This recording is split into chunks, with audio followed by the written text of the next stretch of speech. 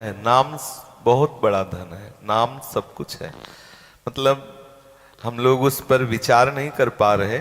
एक चौपाई हम शास्त्रों बार कह चुके हैं, कहते रहेंगे कि सुमिरि पवन सुत पावन नामू अपने बस करी राखे रामू। इस पर अगर डुबकी लगाओ तो आप सोचो, अपने बस करी राखे रामू, जिनके बस में अनंत शक्तियां हाथ जोड़े खड़ी वो प्रभु बस हैं। कह रहे कि प्रति उपकार करो का तोरा, सन्मुख होई न सकत मन मोरा।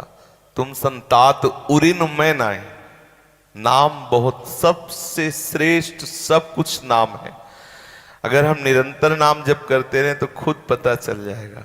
हमने एक संत भगवान के दर्शन के गंगा जी के किनारे जब भ्रमण करते थे, बिल्कुल कभी का नहीं पढ़े थे और गिनती भी पूरी सही ढंग से नहीं आती थी और माला भी नहीं था। इतने विरक्त थे कि रुद्राक्ष की माला कहां से आवे, तो कंकड़ रखे हुए थे 108 और गंगा जी के किनारे बैठ के ऐसे जपते थे। ये एक ओम, ये दुई ओम, ये तीन ओम, ऐसे जपते थे। और बड़े बड़े संत उनके दर्शन, सीधे सरल, केवल दिन भर इसी में लगे रहते, ना कोई प्रपंच, ना किसी तरह का व्यवहार। ऐसे एक अश्विनी घाट है गंगा किनारे, एक से एक सिद्ध महापुरुषों के दर्शन का सौभाग्य प्राप्त हुआ। श्री स्वामी अनंग बोधाश्रम स्वामी जी, नई अवस्था थी उनकी, तो रामलीला हो रही थी चित्रकूट में।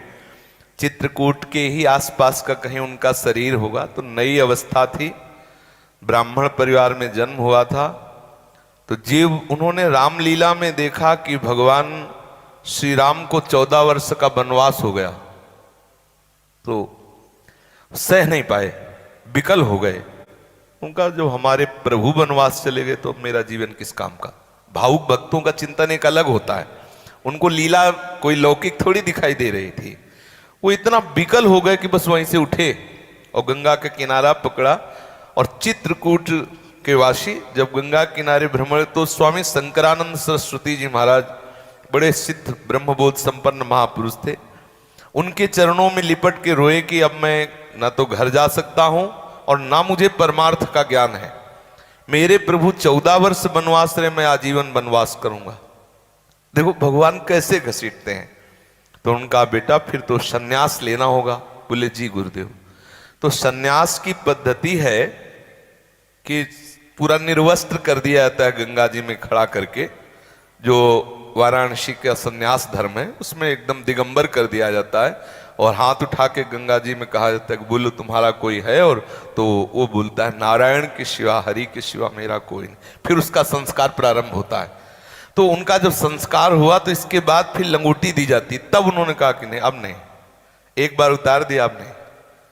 जब एक बार उतार दिया तो फिर बोले आश्रम में, बोले नहीं, अब यहां संस्कार हुआ तो यहीं रहेंगे। बड़े महामहिमा में तो दिगंबर रहते और गंगा जी जैसे बढ़ती वैसे ऊपर चढ़ते, जैसे घटती वैसे, मतलब निरंतर गंगा किनारे आजीवन और निरंतर नाम जप। उसके प्रभाव से धर्म सम्राट स्वामी करपात्री जी वाराणसी से केवल उनके दर्शन करने के लिए आते थे।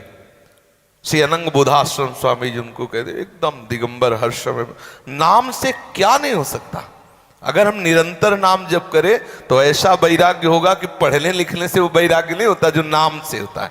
नाम से जो श्री ठाकुर हरिदास जी और कोई साधन नहीं करते थे, नाम ही जप करते थे। सुंदरी वैश्या उनको लुभाने के लिए आई, कुछ नहीं बिगाड़ पाई। कितने ऐसे महान महान भक्त हुए कि बहुत भी विषयों का प्रलोभन दिया गया, आया, लेकिन उन्होंने स्वीकार नहीं किया नाम के कारण। हम खूब ग्रंथ पढ़ लें और नाम जप न करें तो प्रश्न में हम फेल हो जाएंगे। जब माया प्रश्न करेगी तो फेल हो जाएंगे। कुछ नहीं आता, केवल रामकृष्ण हरि जपता रहता है। जब प्रश्न आएगा तो पास हो जाएगा, क्योंकि नाम बल उसके पास है। नाम बल से सब कुछ हो सकता है। हम नाम ही जप करें। नाम में हमारी रुचि नहीं होती और साधनों में रुचि हो जाती, पर नाम में हो गई। गोस्वामी जी का बहुत सुंदर पद, हमें प्राण प्रिय पद है। राम राम राम जी जोलो तू न जपी है, तोलो तू कहूं जाए तिहू ताप तपी है। सुरसर तीर बिन नीर दुख पाई है, सुरतर तरे तो ही दारिद सताई है। श्री गोस्वामी जी कह रहे कि कुछ भी कर लो, जागत बागत सपने उन सुख सोई है।